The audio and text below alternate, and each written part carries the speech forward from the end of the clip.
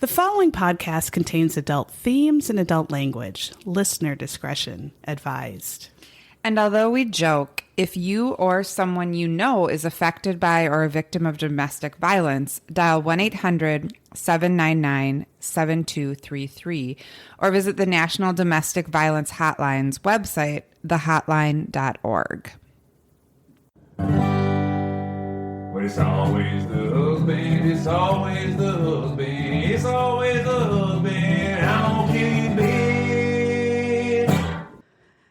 Hey, everybody, this is Sarah. And this is Megan. And you are listening to It's Always the Husband podcast. Welcome. You almost screwed it up. We just said we've got our intro down after 5 years of doing this podcast. Yeah, and then I just almost messed forgot it up because...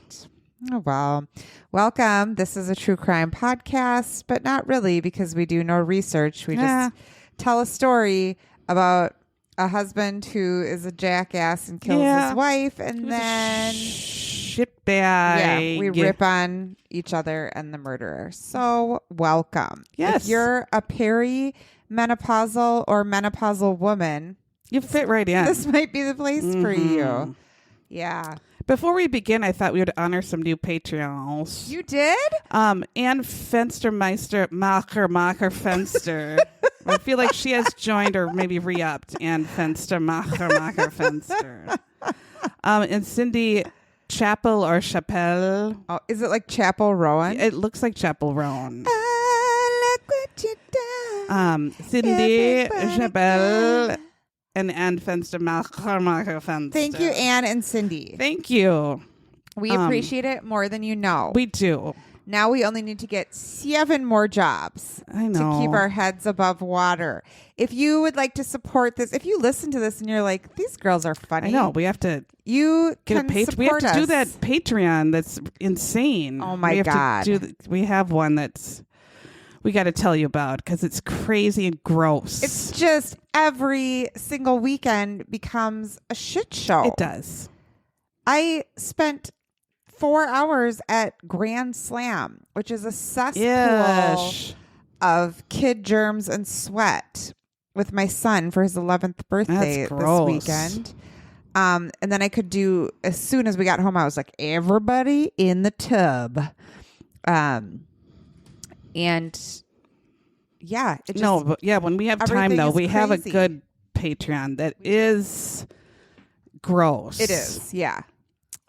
Pretty gross. I think. I have to rewatch it? Yeah, we'll have to rewatch it. I have to take notes because there's many gross details in it. Okay.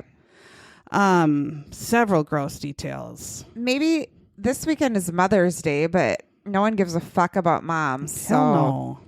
Well, we can probably do it this weekend. Do I have to do something? I don't know. I don't even remember anything from anything. The only way I'm doing anything is if I make the plans myself. Of course. I would have to get reservations for my whole family to go out to brunch or something. Well, they wouldn't actually do it for me. No. Ugh. Anyway, that's absolutely the case. I'll just stay home and drink. Well, that's a good Mother's Day anyway. And then the people leave and you can stay home. We should just all of us moms get together, or even who the fuck cares if you're a mom or not. We should just get together and drink mimosas, right? Well, that's all we want to do anyway. Yeah, that's it. Right. Okay. I do love my kids, though. Thanks. Well, hey. We also talk about something that got us through the week, although this last week was a rough as shit. I did celebrate May the 4th and with my deodorants, but boy, it was a rough week. When you listeners, Sarah sent us a thing that said she got a text or an email from Disney that said, you have first dibs at getting this really cool May the 4th merchandise. Well, it just said there is May the 4th merchandise at the Disney store and online. And so I clicked on it. And then it said... And Sarah? Yeah. Tell them what it said. It said, hey, Padawan, Welcome to the Disney store. Please be patient. You are number, what was I like, 29,000? Yes. In line. When it is your turn, we will load you. You will have 10 minutes to shop. And Yep. the merchandise. The merchandise was hot. Hideous. Absolutely hideous. And so she kept taking screenshots Yep. and being like, as I was waiting, yeah, 25,000, 20,000. probably get this Empire Strikes 19,000. Back. It was the shirt. 45th anniversary of Empire Strike Back. That's why they were kind of pushing that stuff. And then I said, I only want Return of the Jedi. They did have stuff. some good Return of the Jedi stuff. Obviously, that's all I Yeah. want. I finally got in. It didn't take too long. But what did you get? One I of got those? nothing. Okay, thank God, though. I got nothing because there was one shirt I wanted, and I thought it's probably cuter on Etsy. If I went to Etsy, there'd be a cuter version. I mean, anything I could shit on a T-shirt, and it would have been cuter than those shirts. Well, I mean, it was a little. It was not even the ones that were shown. It was a little cute. You're just rubbing your boobs Yes, right now. it was on the boob area of a little cute character shirt of Star Wars things. Oh, no, you don't need that. No, I don't need it, but I celebrate it at my work. And so I wear a different shirt the whole week of May the 4th. So I do use it for my work. Oh. All right, then. So because of that work, we like to find at least shit ass work. Yeah, we like to find at least one thing every week that gets us through the week. We call it our glitter in the shitter. Yeah. Sarah, what's your gets? Oh God, it was tough. But you know, the New York Times puzzles I enjoy. I do too.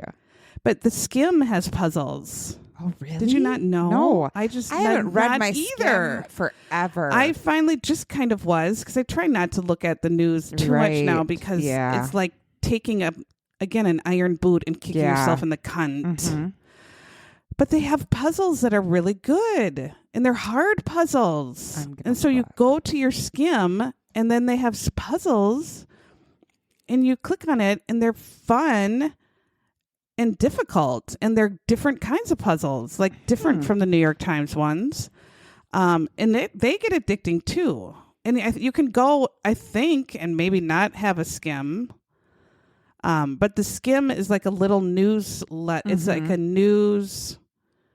a skimmed newsletter created by ladies, but now they have like the Skim shopping, and so they skim the latest shopping craze, the Skim sports, and they do sports all for you. So if you're an idiot and don't know anything about sports like me, you could read it and then go to like talk to your husband and go, hey, did you hear about I heard this and it's and they'll be like, oh my God, I just found the games. There's really fun ones. Oh my God. There's a lot of them. Is there a Skim app now, or is it just I don't know. Maybe. on the email? Huh. I was an original Skim ambassador. You were. And I loved it so much. And then they like basically shut all the Skim ambassador things down and kicked us all out. Well, they got too big. Yeah. And then everyone got so mad at them. They're like, we're not doing anything with the Skim anymore, those fuckers. But I don't know. But their puzzles are good. Okay, great. I'm glad those got you through. Yeah. I made a list so that I have some for next week just in case nothing actually gets me through the week. But before I went on vacation last month, I got my armpits waxed along with my crotchal region. And I'd never done that before, but I was like, I didn't want to bring a razor to Mexico, and I get really bad razor burn in my armpits. And so I was like, I'm going to try it. And the lady, my esthetician, was like, I said, I've never done this before. And she was like, oh my God, you will not regret this. You're going to die. And I was like, all right. She was right. It was awesome. Yeah, I've thought about that too, because I hate my armpit hair. It grows like, I mean, Sasquatch in 2 seconds. Yeah. Sarah just, when I told her that I did it, she was like, oh my God, I shave mine. And then I look away to put my razor back. And then I look at my armpit again and it's already grown 9 inches. That's it every time. Yeah. The hard thing is now I had to let it grow out again before I could do it again. And it is like, I look like Chewbacca Yeah. right now. And my husband was like, what in the fuck is going on? I'm like, I'm just You're growing being it out. free. Yeah. Until You're living Laura Ingalls Wilder life. until I can afford to get it again. But so I'm going to do it and I loved it. And she was actually right. It lasted forever.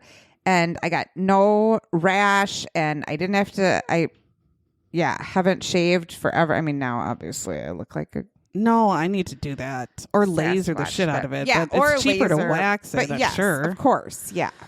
Because it's like, Yeah. and it's gone. And I don't know.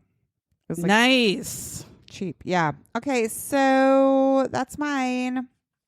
Good. I bet there's a lot of people who have been doing that, but I always wondered if that hurt, and you said it didn't. No, but nothing hurts me because I'm a fucking beast Nice. of a woman and a farm girl. Except That's true. my shoulder is killing me all the time. My back is killing me all the time. I have horrible gas. Except And all you got to those wear things, your I'm really fucking orthopedic tough. shoes. And my feet, my bunion, Yeah. I guess. But I'm other than those things, I'm super tough. We also have a Facebook group, Sarah, and this is a way for us to connect with our bestie listeners. We also have a book club that we put our Zoom link on in that group. But if you want to join, just look up. And I should put it on Instagram, and I forget all the time because I am a lazy bitch. Yeah, we both are very Fat. lazy. And also, Instagram is just a little too young for us. Well, yeah, I still don't know how to do videos on there. No. There's a way to do it, but then you need a third-party app, and then We're just like Facebook. We're the OG Facebook crew, and we just can't get off of it. Sorry. I guess I was OG MySpace. I did. I have a never MySpace. did a MySpace. You didn't? Never. I did Oh my not have God. that. I chased my husband on MySpace. Oh God. What was I thinking? So anyway, we have it. Just find It's Always the Husband podcast group and ask to join and we'll let you in. And every week we like to pick something that made us laugh our ass off that our listeners post in the group. And mine this week was Rachel Hart Schaefer. She's never been to our book club before. I've never. I don't think so. Yeah. So I like sometimes when I see a newbie post something, she's probably like, I've been here for 5 years, bitch. I recognize her name. You do? Okay. Well, Rachel Schaefer it's like a pillow and it was a dog, like a pillow dog. Mm-hmm. And it had like the sewing of a dog or whatever, but it was square like a pillow. Like what were those things? Pillow pets that we used to have when we were little or Puffalo. I don't know. They were pound puppies. Yeah. But no, this was like, it was actually a pillow. Yeah. Anyway, it looked like a dog. And then there was a little pocket down at like an actual pocket that I don't know, a child could put a tooth in or something when they lost a beef tooth. stick. And there was a beef stick coming out of the pocket. There was. I just guessed me.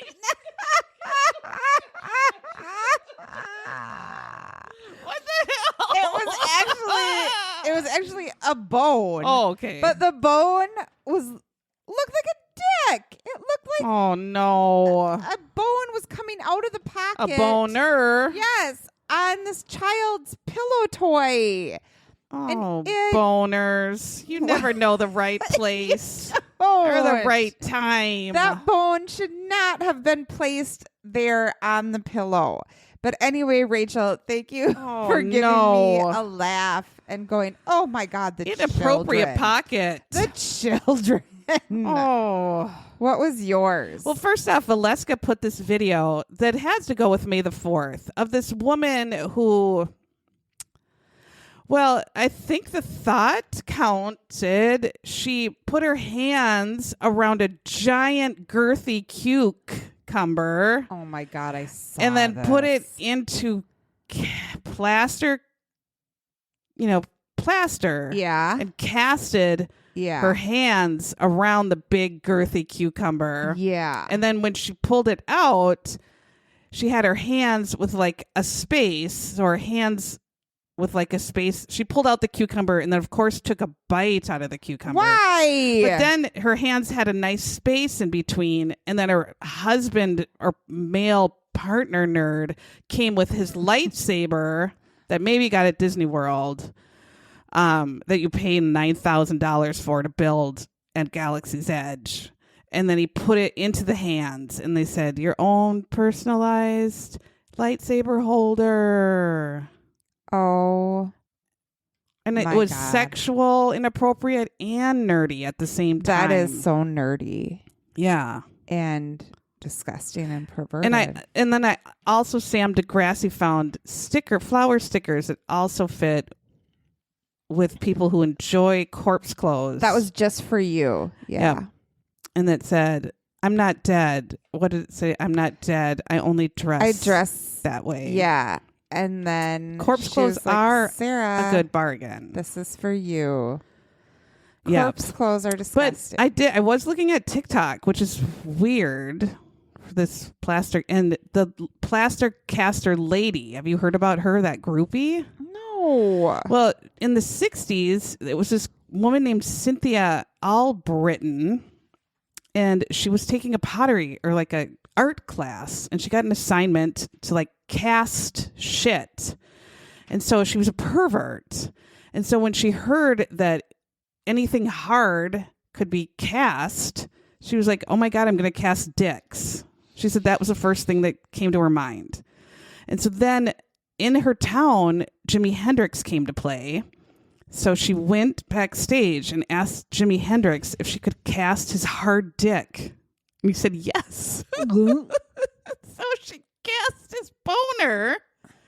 And she has, you can see the actual boner cast. It was the first of literally 50 rock star boners that she cast. Is this real? Yes, you can look her up. She's called Plaster Caster. In fact, Kiss wrote a song called Plaster Caster to her, and so did another band. I don't know. I think it was Keith Richards. You are shitting me. No. So she became so well known, some other rock star flew her out to LA so she could cast boners of all these various rock stars.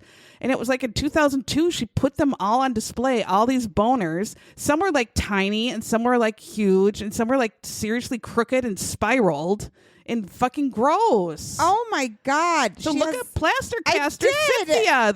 She has 900 dicks. Jimi Hendrix. What's her first? Frank Zappa. Yes. Oh my God. And she. Ugh. There's tiny teenies and some of them are very small. Yes. That one doesn't look like it was quite hard enough. Oh my God. Why did you tell me about this? I mean, it's just the more you know. Oh, no. So if you do an art project and you're a pervert, you might get famous and you're a groupie. Oh, no. And I showed you that video of David Lee Ross, Tiny Penis. Yes. There was another groupie on TikTok who said when she was 16, she was a groupie in Arizona. And she was brought to Bret Michaels' room and dressed up as he liked at 16. This was probably like 80-something, in the early 80s. And Bret Michaels started performing on her puss area. Oh. She said Bret Michaels was so terrible and unskilled that she stopped him midway through, got up and said, I'm going to pass, and left. And then went back to David Lee Roth, who she had come from, and said he was far more skilled. And we saw on the TikTok, current David Lee Roth was performing in some leather pants, and his area was quite tiny because you could see right through it. Mm-hmm. But I guess he's better than Bret Michaels. FYI. I can't The Plaster Caster is still... imagine. This plaster caster, the original, died. She passed. Yeah. Yes, she did pass away. I really can only find Jimi Hendrix. Well, you can go through because they're like, if you go through, she has a lot of them labeled because they're like up for auction. So if you really search, you can find many labeled. Jimi Hendrix is perhaps the bigger one, the biggest. And it says Frank Zappa did not have his Ding Dong cast, but he became a patron of her and moved her to Los Angeles. He enjoyed her skill and thought it was a hoot. That's weird. So he moved her out there. Frank, okay. And yes, she did had a little suitcase of all her plaster and stuff and would go backstage, and she had to entice the performers into their state. No, she didn't. Yes. That's it. Okay, we're done talking about this. Oh my God. No. Moving on. It's just rock and roll history. Yeah. This is why everyone's like, what a prude Megan is. I can't even talk about it. I can't. I am a prude. Well, it's gross. It is. It is gross. And I'm a prude. And so what I like to do is not talk about that and read books. And we also have a book club, which we'll talk about at the end of this horrible story. We will. Let's get to it. All right, we did watch a new show called Sins of the South, and I loved the intro. Okay. I kept laughing every time that song was The song was terrible, but I liked the paintings of the intro. Okay, the intro had these southern watercolor paintings of like Tara, which is inappropriate. Yankees? Tara? But all other sorts of southern scenes. And it was actually very pretty. But it's called Sins of the South, Season 1, Episode 1. We dove right in at the beginning. And it's called Terror in Tennessee. And the narrator has a horrendous fake southern accent. It is the fakest ever. Thank God. It's terrible. This is in Memphis. We're going to Memphis, Tennessee. Actually, we're going 20 miles away in Cordova, Tennessee, which is a wealthy suburb, because I've been to Memphis and I was scared for my life. I don't know. Have I ever been there? I don't know. I walked along Beale Street. That wasn't too bad because there's a lot of tourists, but then you walk along the other streets and you're like, shit. Were you singing Walk in Memphis? No, I hate that song. I hate that song so much that I hate it so much. Hate it. Walking with my feet. I hate it. 10 feet off a bill. I hate it. It's so bad. Anyway, we meet this couple, Tina and Joe. Tina is like a short blonde hair, like lovely lady. Joe has the mobster look with the low forehead hair, like the low hairline look. And the like a Teresa Giudice. Yes, exactly. But a male Paul Sorvino look. Yeah, he did kind of look like he could have played Paul Sorvino in a TV movie. Or Paul Sorvino's friend in a mafia movie. That's exactly what he looked like. A handler of some sort. Yes. That always said, yeah, boss, I'm on it. And then he would walk out of scene. Yep. So Tina and Joe live in this lovely, lovely, wealthy suburb, Cordova. They meet in 1993, where Joe is not in the mafia, but he works at Shoe Carnival. Not even He's a salesman at Shoe Carnival, a reputable shoe store. I had to stop it. Shoe Carnival. Go back. Does he have to wear like a clown suit? Or does he dress as the ringmaster? When you walk in the door, it goes.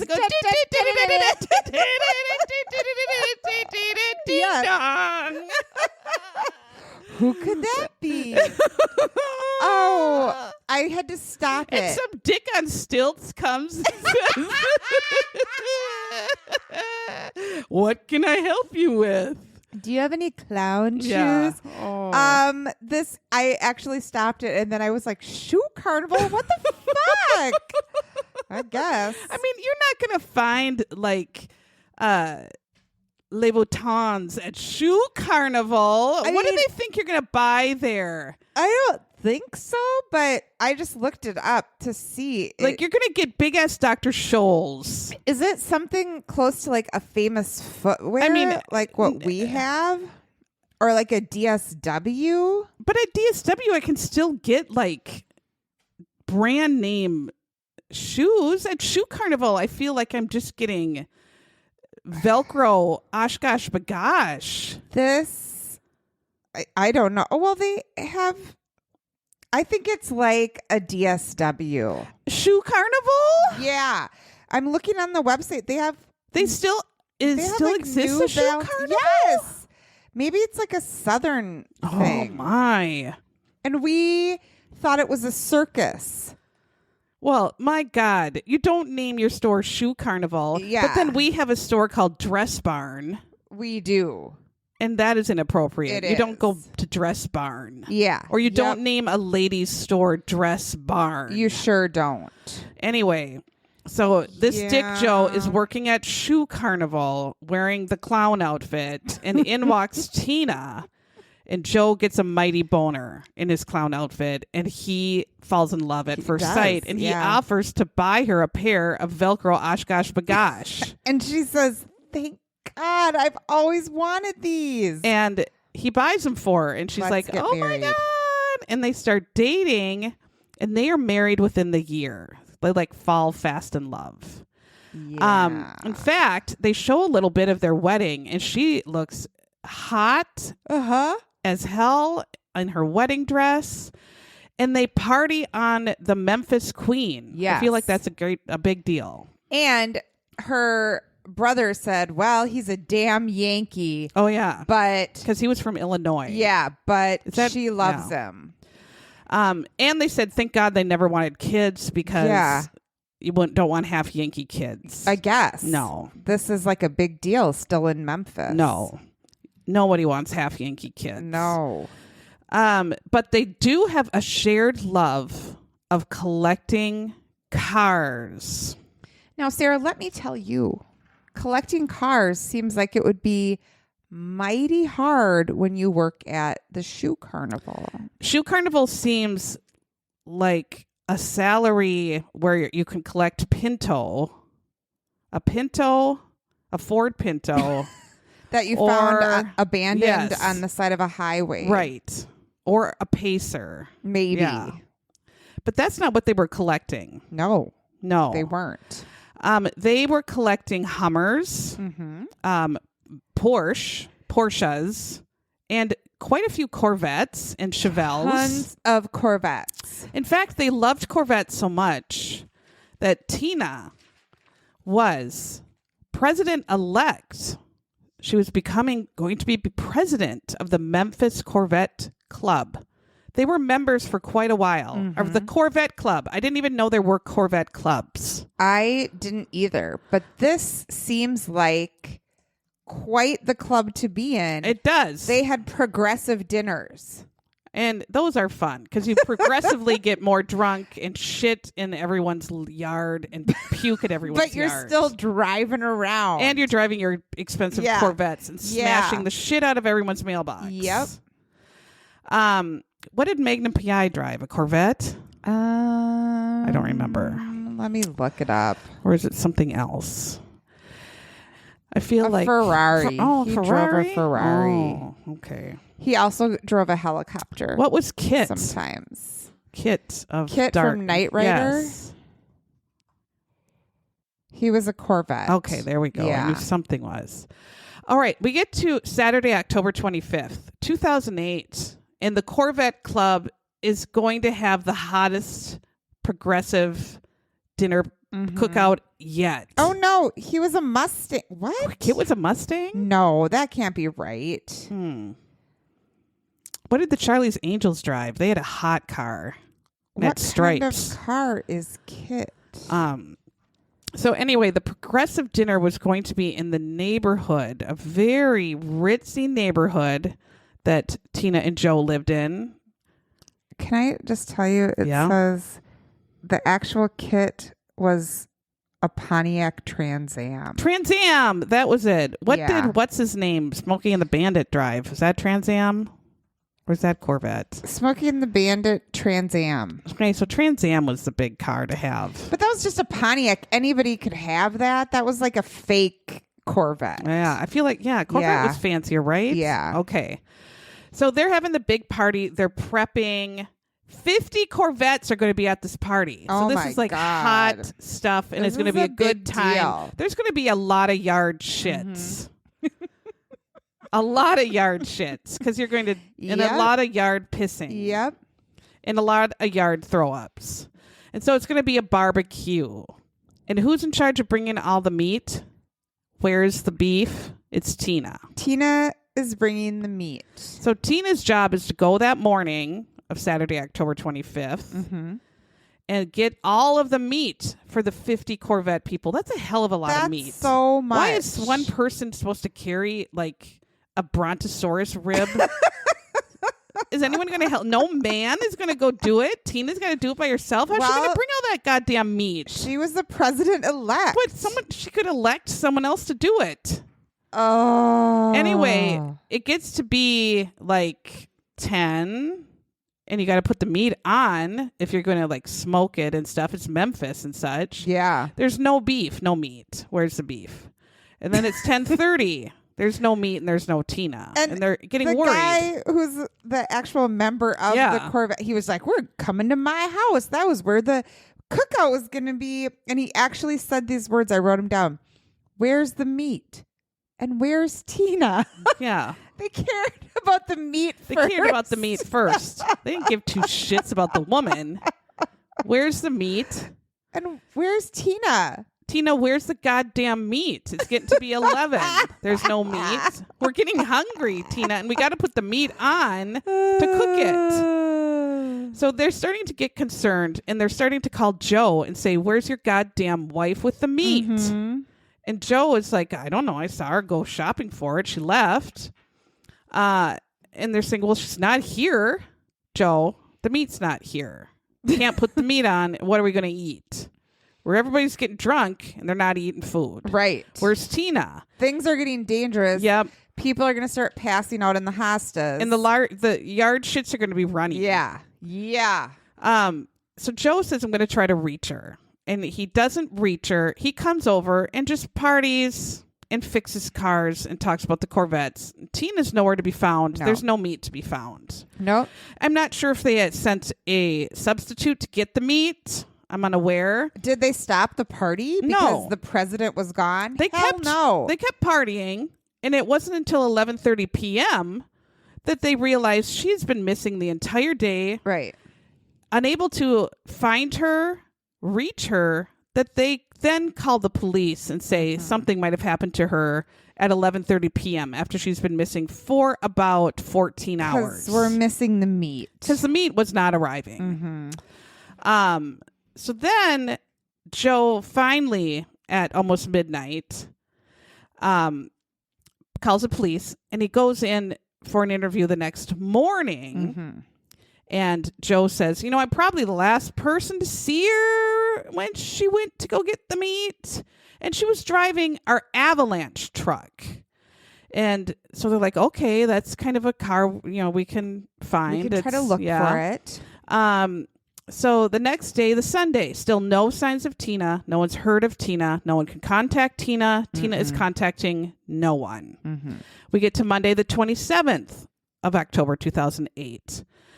Police get a call that in this town of Bartlett, that's on the very western side of Tennessee, but it's kind of it's by Memphis. Yes. On a street with homes, so it's like a residential street, there's an abandoned avalanche that has been there for like 2 days, 48 hours or so. They say Bartlett is a higher crime area, it's in a higher crime area, so they're wondering if like maybe it was stolen and left at this street with homes. So the homeowners that are seeing this abandoned avalanche have called in and said, okay, there's this car sitting here for a while. Please come pick it up. We don't know what to do. The police in Bartlett run the plates and they realize it's related to Tina from the Memphis. So the Memphis people come and it's Tina's avalanche. Yeah. And they notice that it's parked under a no parking sign, which also is odd to bring more attention to the avalanche. Because it's very illegal to park in a no parking zone. That is illegal and it's inappropriate. The neighbors are, also wondering why an avalanche was left on this street in a no parking sign zone. Right. The police noticed that it is not damaged at all. In fact, the windows are up. There's no markings on it. The doors are still locked. They go all around the car, and when they peer into the back window, they see a foot, a human foot. And they think, they did. Oh, geez. It's Tina's avalanche, but they're not quite sure if it's Tina. Well, of course it is. Yeah, it is. And she's been missing. Yes. So there's towels around the foot. Yeah. And they bang on the window and say, ma'am, please wake up.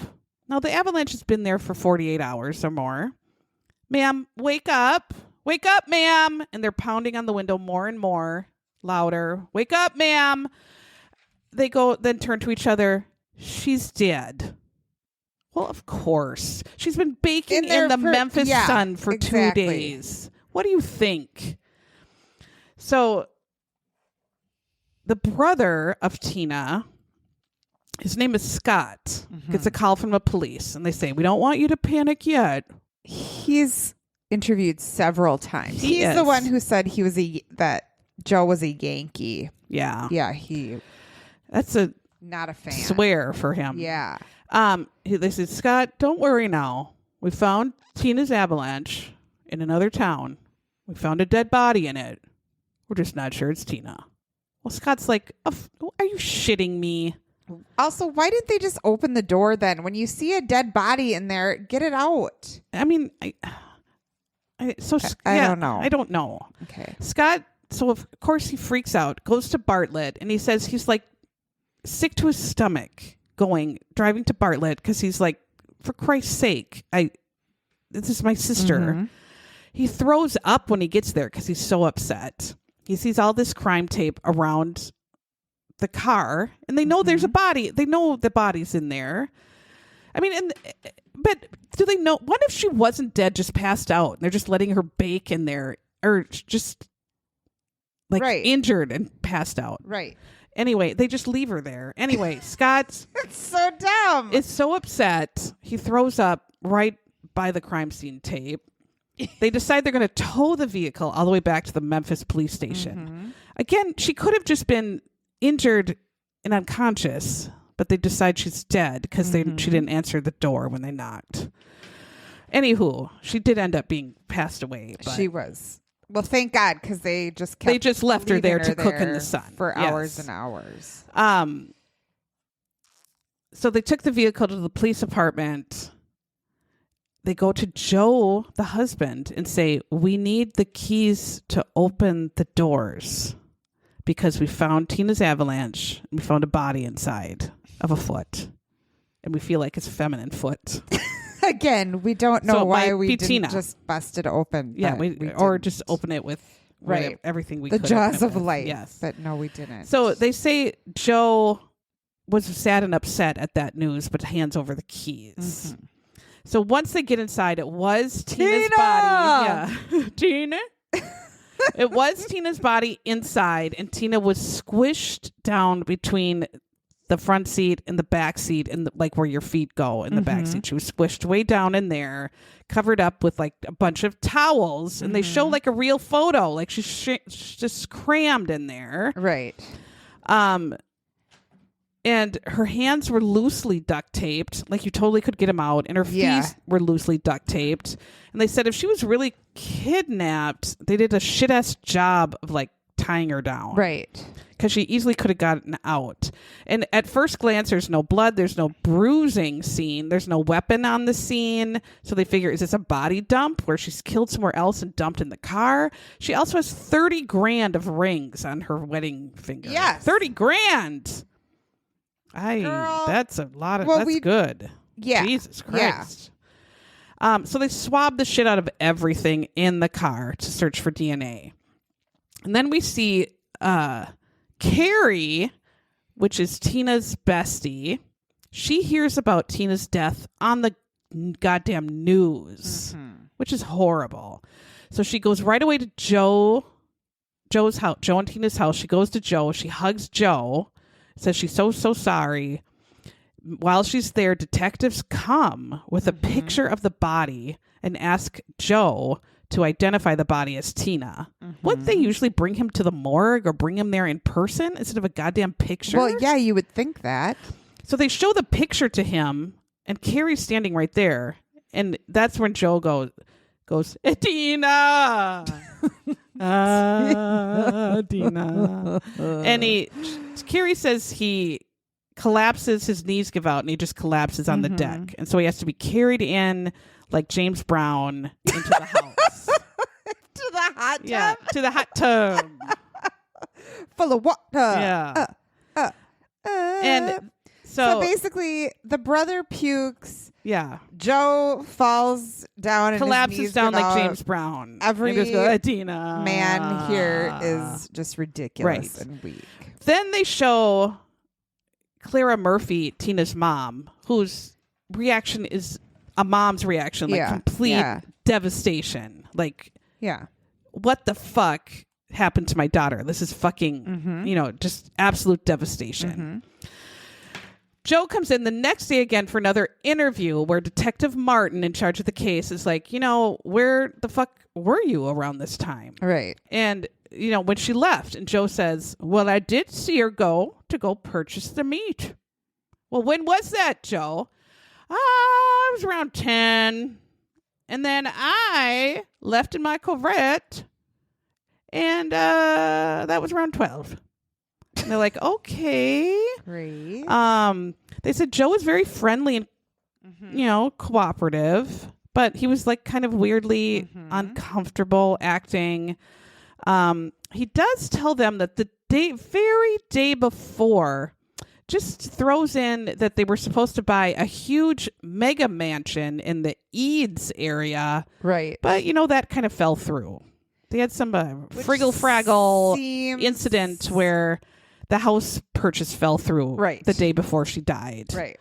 And Detective Martin goes, I wrote that down. That seemed kind of like a clue incident. Something's awry. Their huge mansion purchase didn't go through. Work out. Yeah. Something's awry. Yeah. So the friend Carrie of Tina says the Thursday before she got a call hearing that Tina was so excited for this closing. She was just so excited to move into this enormous mansion. And again, it's just the two of them. What are you going to do in an enormous mansion? Right. With the two of you, how are you going to clean all that shit? I guess you would have help, but my God. I guess how do you do all those windows? They just had so many Corvettes. Yes, and how do you clean all those goddamn Corvettes? Yeah. I don't know. How do you wash all those shits? No. That's a lot of shits to change on your guest beds. Yeah. But Tina was extremely excited to do this closing in a few days. So the friend Carrie was like, she was all in for it. The fact that the detectives learning this fell through, hearing that she was, this would have been very devastating to her. Right. So this is like a big whoops to hear more about, a fiasco of sorts, a real estate fiasco. So he's also unsure of why Joe decided to reach out to the police at 11:30 p.m. when Tina appeared to be missing the entire day. Right. Joe's answers to that was, well, Tina and I made a vow never to embarrass each other in public. Detective Martin said, what in the hell does that mean? Never to call the police when each other is missing? Is embarrassing. Why is it embarrassing? In case she was taking a huge ass 12-hour dump at the gas station and calling the police would have been embarrassing? I mean, I guess it would have been. Oh my God, you called the cops and I was just taking a 12-hour dump? That doesn't make any sense. Who makes a vow? Don't ever embarrass me in public. I mean, I guess Jamie embarrasses me every day in public. But I mean, he's never going to stop. He embarrasses me every time we go to a movie theater. He embarrasses me every time we go anywhere. Yeah. I'm the embarrassing one of everyone. No, and I'm sorry. I embarrass you all the time. So the cops think that is the weirdest thing they've ever heard anyone say. But for now, his alibi, it is weird. A vow. Was that in their wedding vows? No, also, I vow to never tell anyone if you take a giant shit at Quick Trip. Yeah, I'll not call the police and think you're missing. Never. So they check his alibi that he was at the Corvette deal all day, and he was. So they're like, okay, his alibi is solid for now. Yeah, he really was, yeah. But they want to know more about their relationship because something seems weird. So Tina was a very successful VP bank. She started as a bank teller. She worked up to vice president. Joe, we know, had a successful Shoe Carnival career. But then... And this whole time, I was like, how the F do they have all these cars? He's a shoe... It's not even like... He's a shoe carnivaler. Yeah, it's not even like he's working at Nordstrom where he's getting commission on really expensive shoes. It's a shoe carnival. Well... But then this made a little sense to me. What happens is... He gets some nepotism, married nepotism, where Tina's dad and brother take him on in their insurance company. Yeah. And he starts in that company, and then he starts his own company because he gets some of Tina's dad's clients, and then his company starts booming. He gets a larger income. And they're making lots of money. Her being a vice president and his company being very, very, very successful. And so what do they start doing right away when you start making money and being successful? They start going to the casino. Shit. What is wrong with people? I don't know. And this guy was fucked. Not just a gambler. No, he was a 7-star status. I don't even know what that means, but it means he spent over $1 million at this casino. So you get a 7-star. How lucky. What in the hell? I don't You have spent $1 million. You've thrown away $1 million. Sir. That kills you in your heart, doesn't it? I can't. Yeah. To me, that is just, I can't even imagine. I know. I can't imagine putting $10 into a machine. Because that kills me. Right. Because you're shitting it away. Yes. Yeah. And like that $10 could have been you something. Can't even. My cheapness can't handle that. You can't handle it. Think how many Corvettes you could have had for $1 million. Right. I can't do it. No. So his excessive gambling goes ding, ding, ding, ding, ding in the detective's head. Like, that's fucked. There's something to that. So the detective starts interviewing all of the friends and the Corvette Club people. And the Corvette Club people said, he was asking a lot of very personal questions. It's like, well, what kind of personal questions? Is this a swingers club? I'm kind of thinking maybe. But he does learn that Joe has a storage facility in Bartlett, and it's actually half a block away from where the avalanche was found. Ding, ding, ding, ding, ding. And in that storage facility are cars. Yeah, and Shoe Carnival shoes. Yes, so many. His Chevelle car was in there, and some other cars.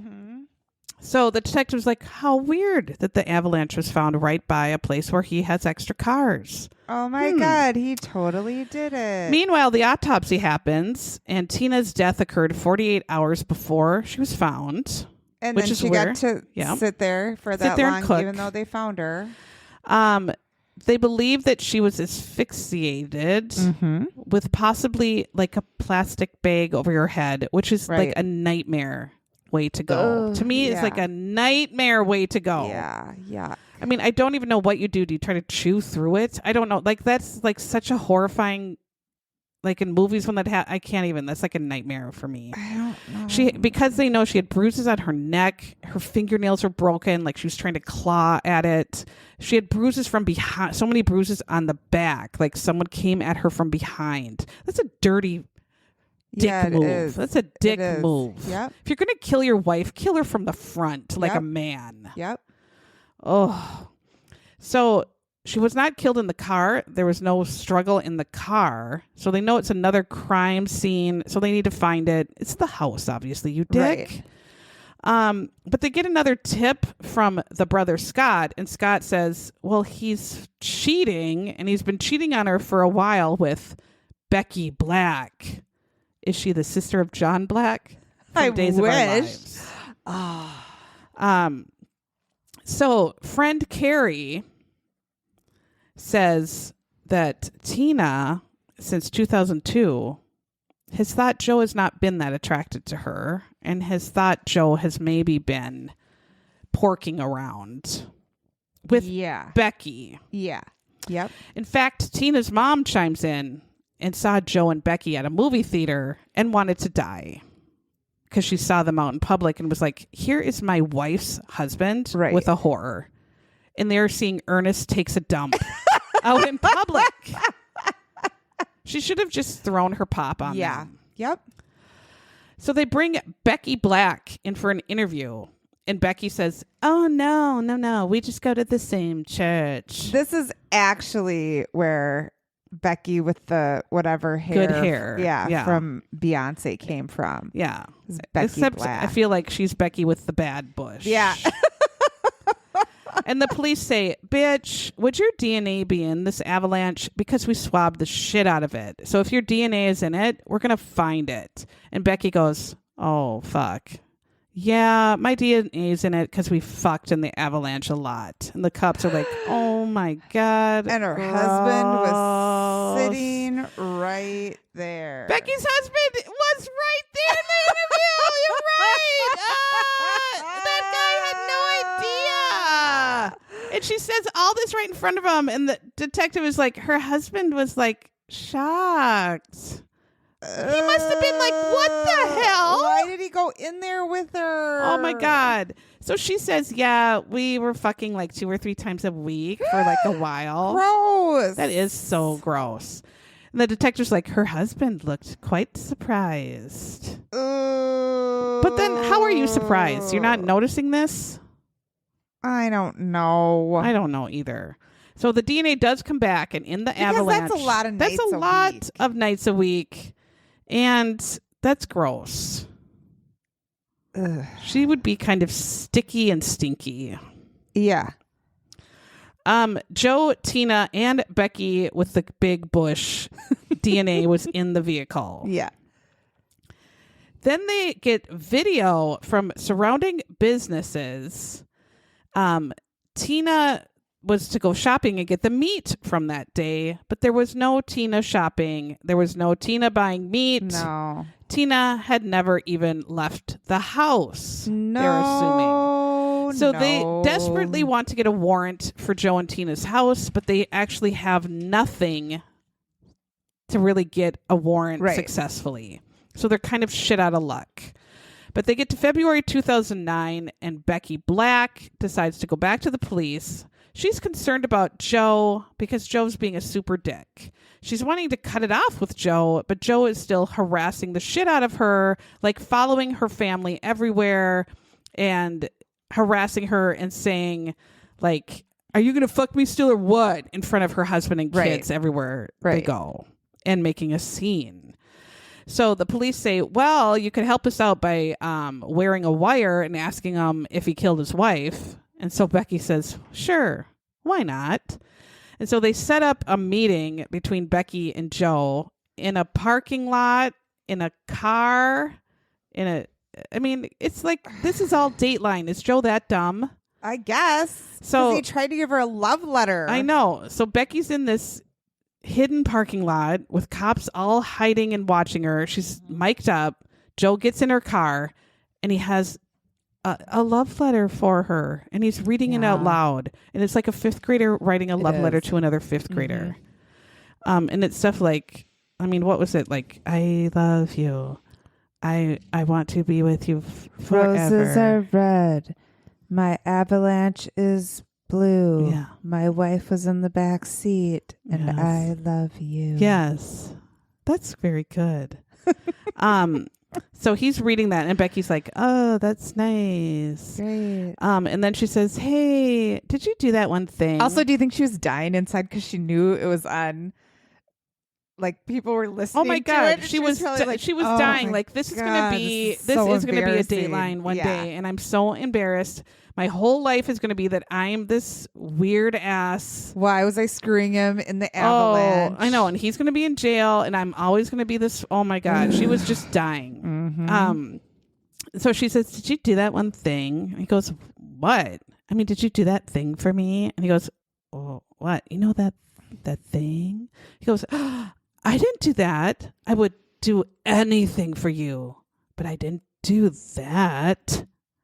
And she's like, okay, And thanks. I would do pretty much the whole song. for love.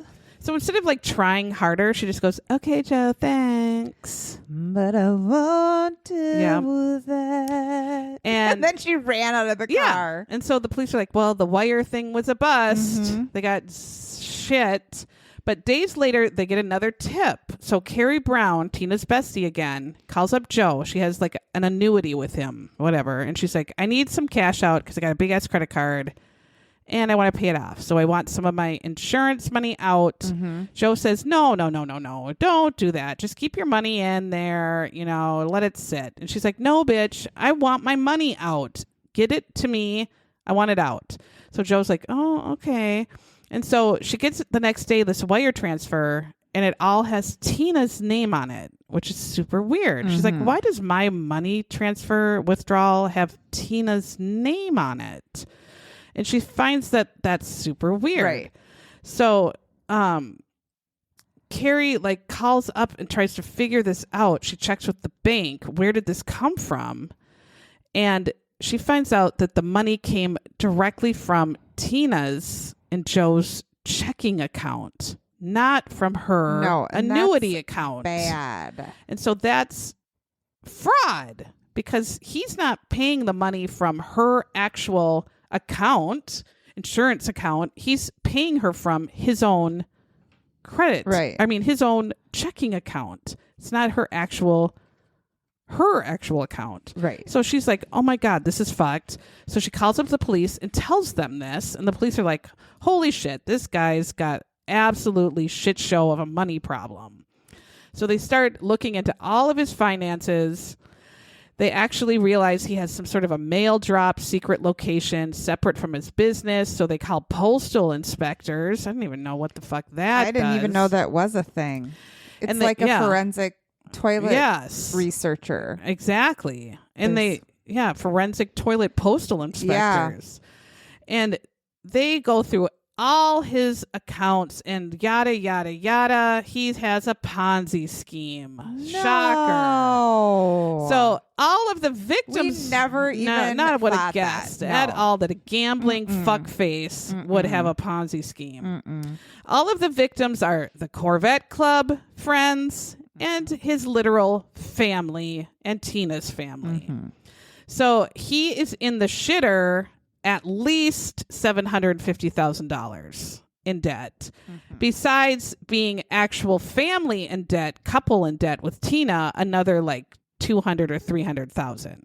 So he's like $1 million in the hole. Yeah.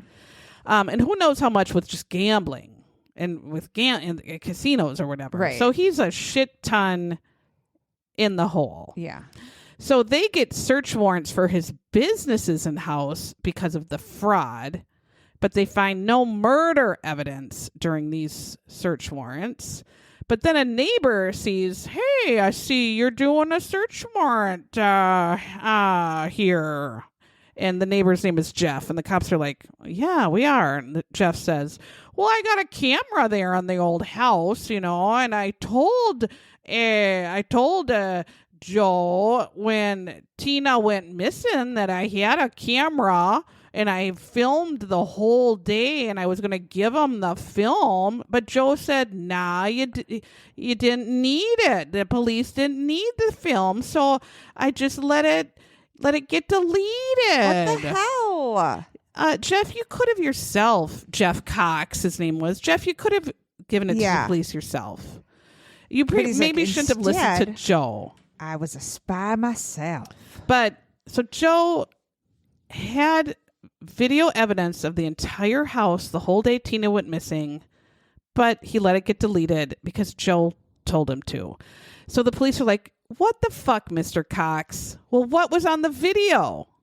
So Jeff says, well, I saw the avalanche leave the house. I'm not sure who is driving it or not.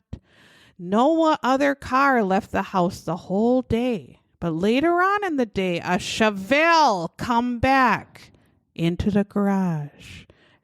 Then that's it. So the cops go, oh, I've solved it.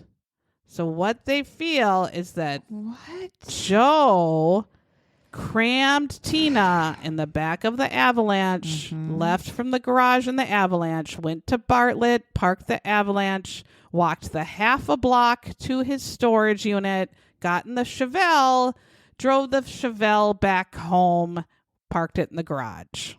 And that was picked up on the video. So now the detectives are like, fuck it. Jeff, will you testify to this shit? And Jeff said, sure. Chevelle? Aren't those shitty cars? Or who knows? I mean, we're the worst at cars. We should never even be talking about this. But look up a Chevelle. Oh. Is it cute? Well, A cute little sports muscle car? It's kind of sporty. Yeah. So they get a arrest warrant for first-degree murder. And they go to Joe's house to knock on the door. Joe, we're going to arrest you for murdering Tina. But guess what? Joe's gone. He's on the lam. He's done takeoff. He's done runoff. Surprise. Joe made a run for it. So they put a bolo out on Joe with the low forehead hair. And he's gone for 18 days. But they put, what did they put on him? Like a weird... What? Well, what was the other thing they put out for like a junior achievers or whatever?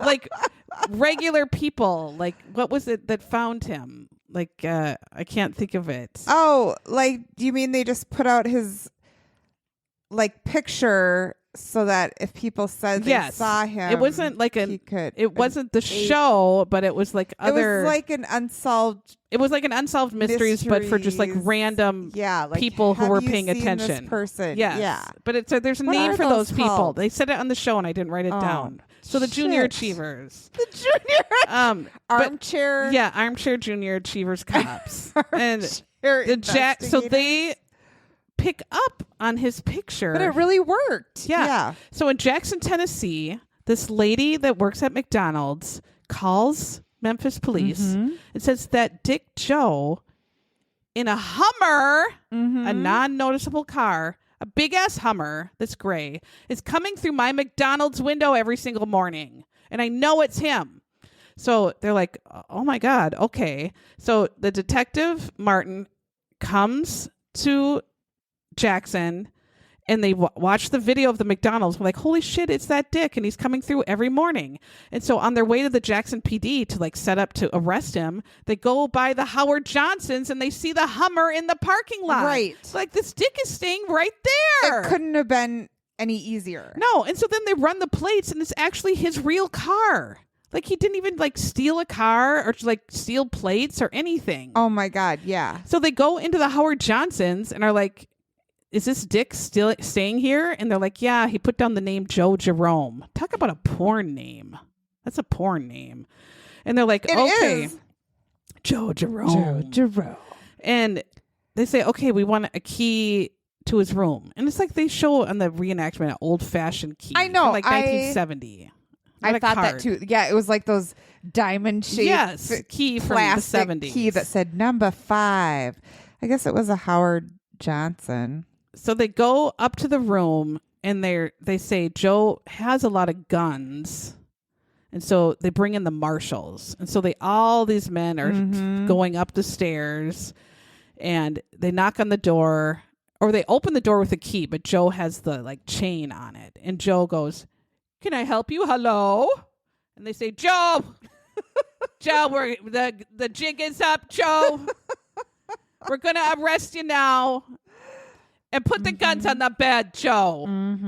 And so then they hear like rumbling for a little bit. And Joe says, "I do got some guns." And then they say, "Well, we got a lot of guns out here, Joe, too." And Joe then says, "Okay. Don't you dare and try to mess with us." And he undoes the chain and just is like, "Yeah, whatever. Here we go." And so he just walks out and they arrest him. And everything goes smooth. Like he doesn't they took him into custody and nothing really happens. So he goes to court. He pleads not guilty. They show his mugshot and he has all this gray hair now and looks like a total douche. He is on going to court for 57 counts of fraud and for first-degree murder. That's quite a racket or whatever. Total psycho. He has to stay in the slammer waiting for trial for 3 years. Good for you, Joe. Yikes. What they think is that Tina maybe caught wind of all this massive fraud because her huge home purchase didn't go through. Is not going through.